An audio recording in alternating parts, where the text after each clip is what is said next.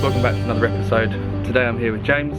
Hello. And we're going to be fitting the brand new Dogbone mount, and I'm going to show you what's in the Awesome GTI box. So let's get started. Right, it's time to now start the new Dogbone mount. As you can see, James is currently under the car, removing the subframe brace. Also WD-40ing all the bolts now just to loosen them up slightly. So let's get to it. So there's James here, underneath the car. Here we go. So I'm not sure if you saw as you come down, but we've taken out the wheels, or taken off the wheels should I say, just so I've got a bit more room this side and Errol's got a bit more room that side. So Dogbone mount here, looking at it, it's not looking very pretty. So hence the reason we'll change it, we'll show you that in a second. As far as I'm aware, taking these off, you've got two bolts here, these need to come off first and then you work your way forward. I've already taken the middle one out just because it was a little bit rounded off. So I just wanted to make sure that come out all nicely. So unfortunately these are quite long bolts, so we'll get these out, although they actually seem pretty nice to come out. They come out alright actually. I suppose it's one of them ones where this is an OEM part and it's probably been on here since day dot. Yeah. So Quite really got no crud in them at all, so no, yes, it's actually worked out alright. Quite looking forward to seeing what this one looks like, yeah, compared to the new one. just to prove me wrong.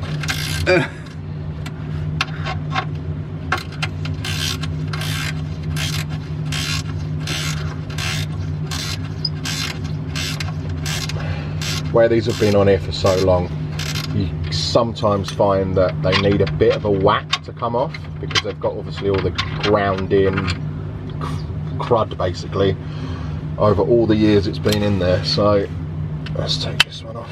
We shall see though. It might just pop off all nicely. Doubt it, but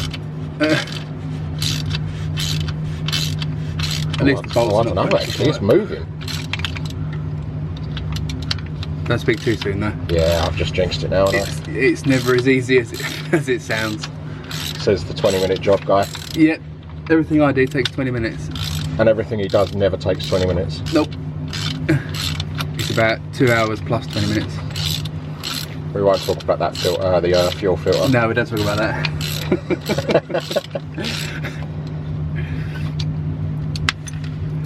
Oh wow, that come out Well, quite. I love it when I prove myself wrong.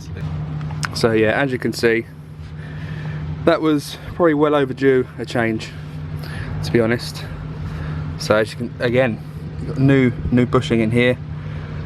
Old ones tend to sort of rot away and obviously lose all rigidity. So what I'll do now is I'll hand this to James and then we shall get going again. In a sec, I'm just cleaning this up a little You bit. can all up. Nice platform to sit on. God, this is gunky. I've got the Dogbone ready to go. Whenever you are. Thanking you. There we go. So this just literally sits back in there. These are really nice parts because although they're aftermarket, they're built to just bolt straight on. So I need a bolt now, bud. You need a bolt? Yeah. Of the nice. Where am I? What one do you want? The shortest one. Shortest one. There you go. Cool. So especially when you're doing stuff like this, because although this is technically an engine mount in some respects, there is a little bit of play.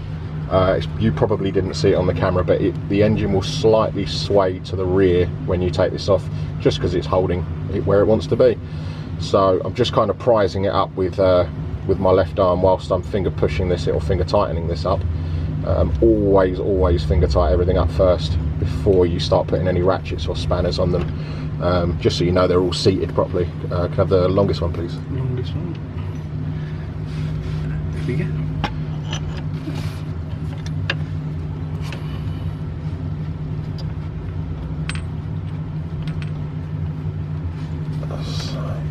But I don't know if you can see that there. Let me try and zoom in.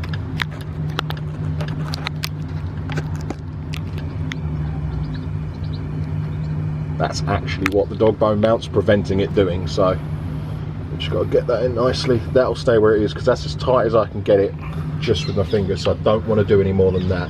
Just pass me the last two. Last two together. Thank you. Just start popping these ones in. Oh, I love doing stuff underneath. This is so fiddly.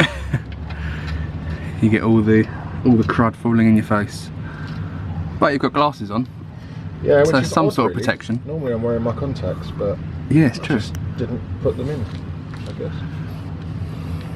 It's not always nice to wear contacts when you're doing cruddy stuff like this, because I don't know about any of you guys if you wear them, but if you get anything in them, it's kind of crap. Right, okay.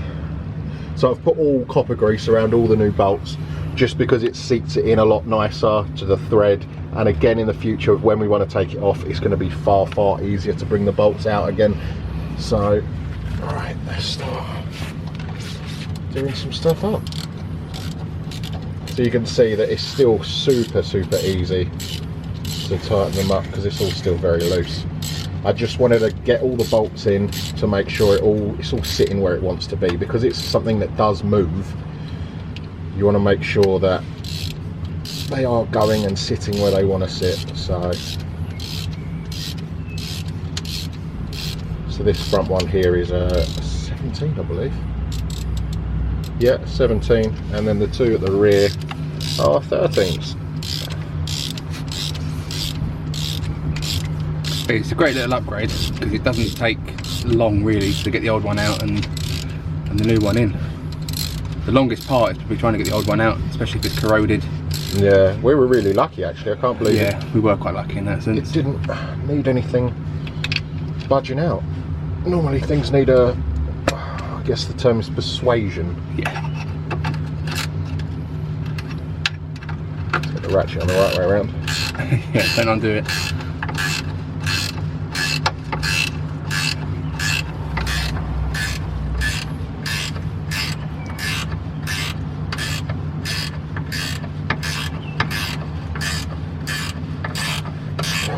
Still like the longest bolts in the world. So again, when you're doing stuff like this, just make sure you're not completely tightening everything up first, because it just displaces things and you can ruin threads and stuff like that. So you want to just kind of do them up equally as you go along. Here you go, you're going to hear all the funny noises then.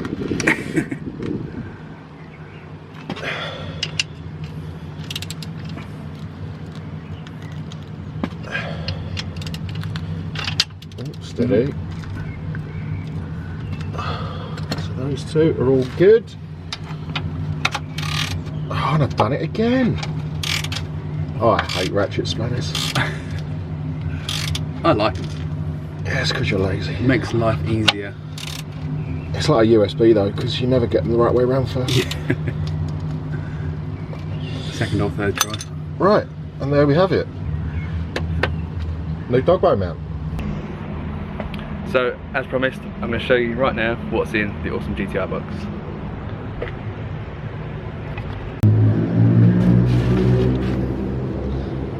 So, as you can see, nice brand new R8 core packs from Awesome GTI. They was also kind enough to send us free adapter plates as well. These are a great little upgrade for when you're looking to tune your engine. Creates better spark, which in turn creates better combustion, and then in turn again creates more horsepower. So great little upgrade when you're looking to tune your engine. So as you can see, just to make our life a little bit easier, we've got to remove a few little bits, so charge pipe, a little charge pipe bracket along with a couple of other little piping as well. But it's quite boring to watch, so through the power of editing, that'll be done. So as you can see, all the bits that need to be taken off are now off, just so a bit more of an easy working area. So let's get the old ones out and I'll show you the difference between the old ones and the new ones. These are grim. Oh my God. Oh. That's the old one. This is why you need to change them. So let me get the other one out of the box and I'll show you the You say that, this one's even melted. Is it? That one. There you go, if we can pick up on camera, if it should focus. But this part here is actually melted away. So another good reason why you should upgrade them. Give that one to you, I'll tell you what from there. Yeah, let me get that one out of the box and I'll show you the difference. Old one, new one. Just how worn this one looks. It's actually quite bad. So yeah, I'm actually looking forward to getting these in. I'll show you the adapter plates as well. There you go. You got one? Yeah, you got one. So these are the 3 adapter plates that Awesome GTI were kind enough to send us. So what they do is they just sit in, there's actual little ports or holes on top of the rocker. So these tiny little clips here sit in there, kind of like a cable tie end. So they can come in, they can get in, but you'll probably have trouble sort of getting them back out. You might have to prise them up a little bit. As you can probably see, they go in with a little tap.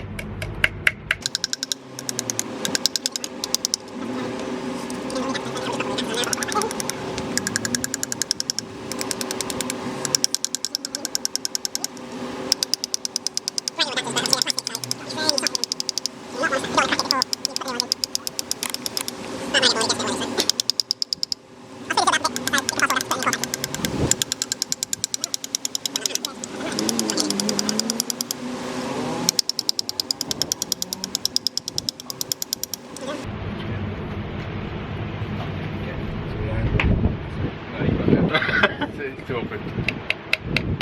This one's at such an angle, I can't hit it with a hammer. The only one that I left him to do, and he can't even do it.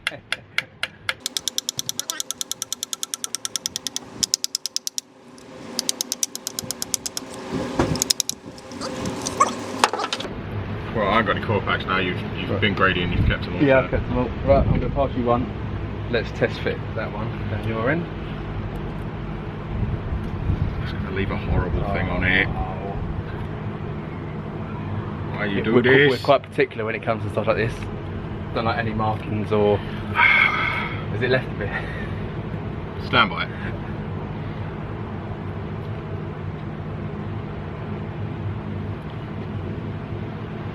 This is going to be the longest coil pack change you've ever seen. The red tops look good though.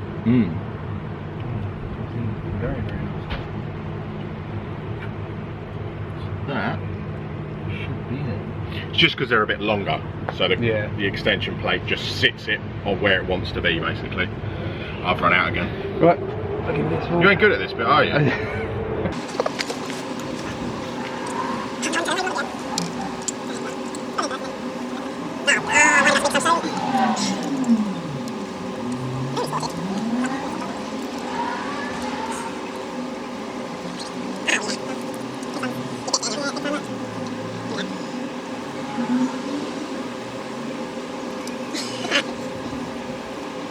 Well, I'm not going to do this now, and I'll clean them later when we've done it, because otherwise I'll be here all day. Plug them back in.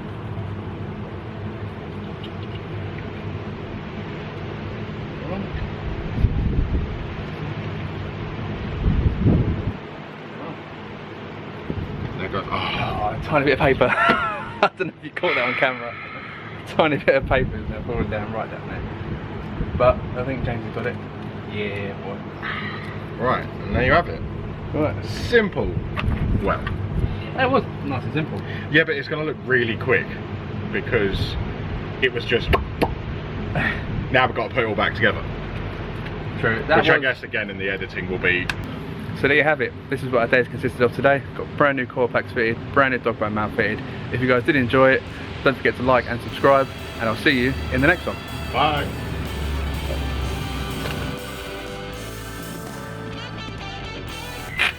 Back at the Leon now.